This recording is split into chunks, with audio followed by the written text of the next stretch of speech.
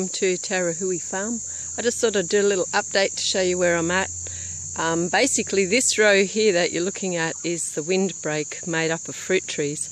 I've started to espalier those trees so you can see that there's the shape in them, done with bits of string and log on the ground. Normally if you were to do it properly you'd do it with a wire frame. So these are jackfruit.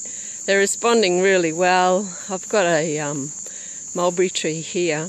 It's only just starting to throw some new branches, and then that's a canistel.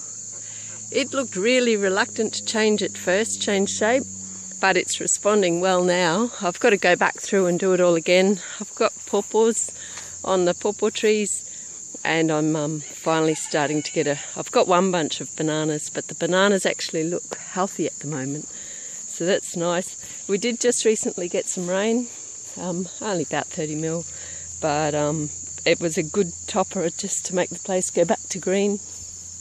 I'm growing here, this is just food, dragon fruit, New Guinea yams and an aerial potato. They've taken off. I've actually got the yams in there providing shade for the dragon fruit.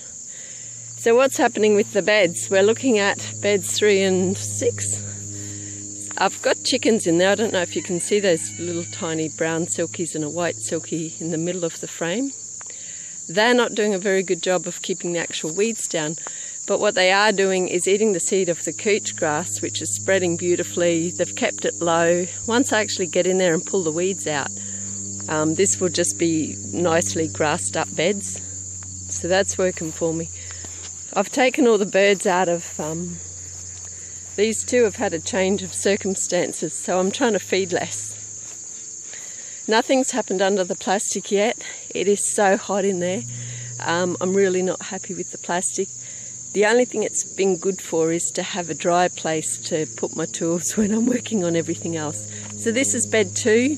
The plastic is bed 5. I've started cardboarding bed 2. I had 8 ducks in here, and where you walk where the ducks were, the ground is really spongy.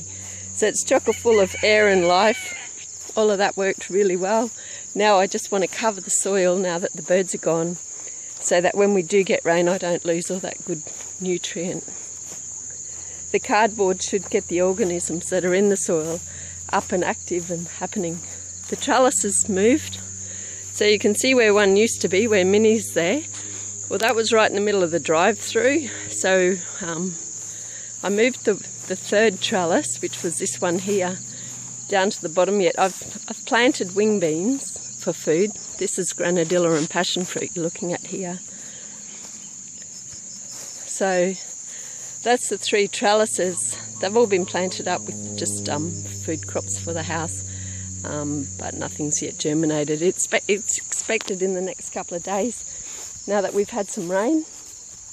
So I take you in, and this is the propagation shed for the vanilla. It's not the main, it's not how you would grow vanilla if you were growing it for a crop. So what I'm doing is growing Pintos peanut along the ground. I've got strawberries, pawpaws, comfrey, all sorts of herbs and things all in there.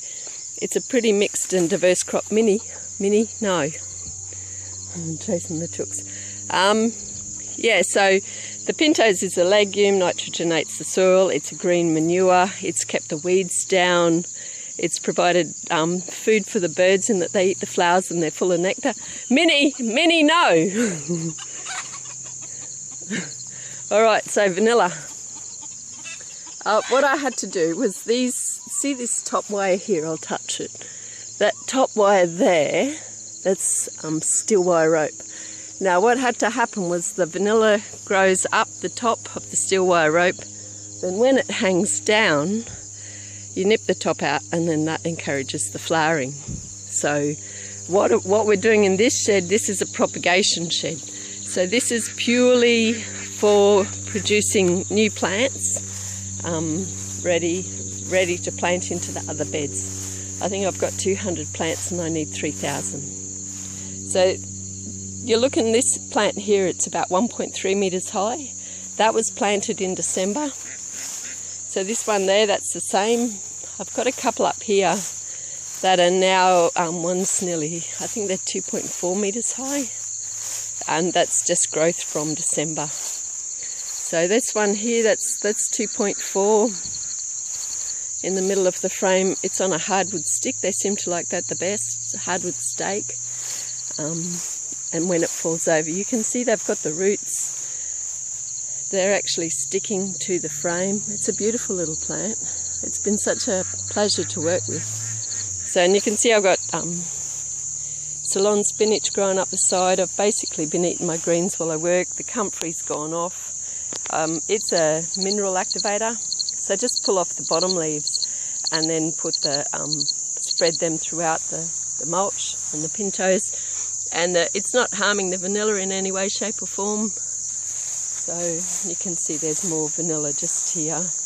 These are stakes from out of the rainforest from where we cleared a path, and they grew back, so I just cut them out so we could get the path back through. The vanilla loves it and wraps itself around. You can see those little roots there. It wraps itself around really fast. I found that anything hardwood or sapling that was like put in while it was living works much better than the bamboo. I was told that the vanilla likes the bamboo because it likes the silica. Yeah, I don't know. It's all growing. Look, here's a bamboo stake here under this pawpaw tree, and you know that's what 1.4 meters high. It's way past my waist. So, yeah. So it's a pretty beautiful place to work.